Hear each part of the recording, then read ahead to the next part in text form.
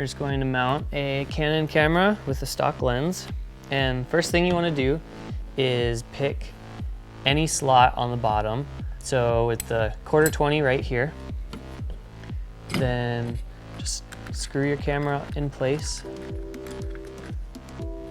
So the first thing I'm going to do is adjust the fore and aft position of the camera on the plate.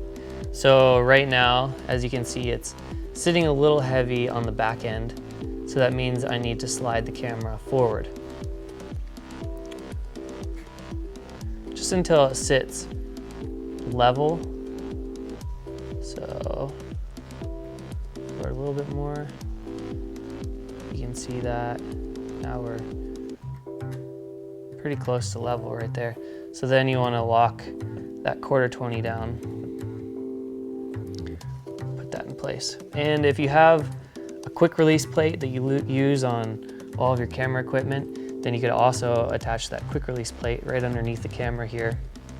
And then it's going to be easy to snap your camera on and off and move between shots really quickly.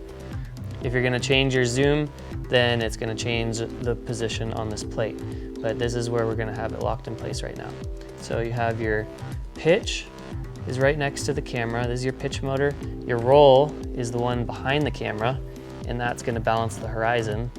And then your yaw is underneath the camera, or would be above the camera if you're using a stand. If I let go of the camera right now, you can see it's really bottom heavy. I'll show you side angle. So that means that you need to slide the camera up on this pitch adjustment.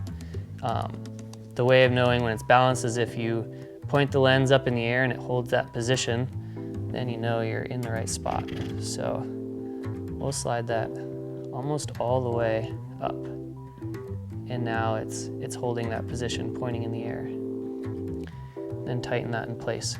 There's also fine-tuned markings right here, so you know what to go back to if you're changing out between different cameras.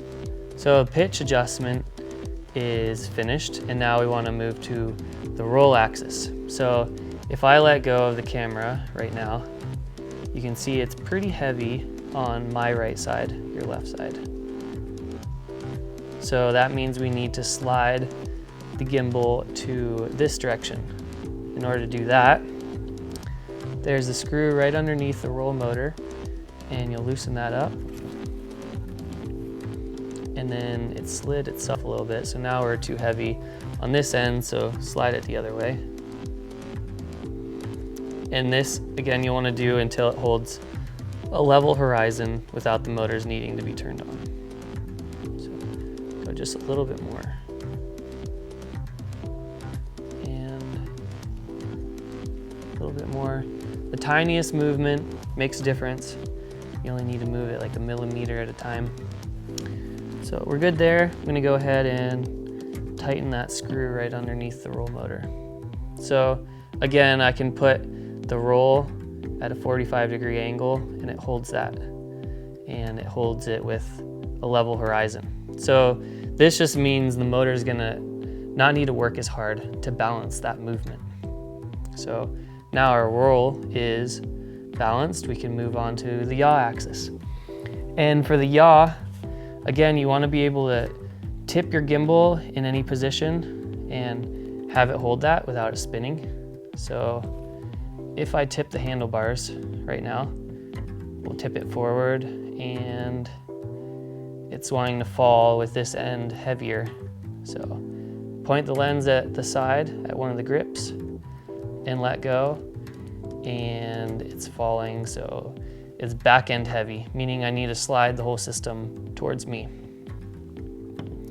So there's a little screw by the yaw motor, loosen that up, and then slide the whole system forward. And I am pointing the lens at one of the grips and sliding it forward until it keeps that position. So still a little back heavy, still back heavy. There we go. If I go too far, now we're a little lens heavy. So slide it back just until it'll hold every position. That's good. So go ahead and tighten that screw in place. And now you're balanced for every axis.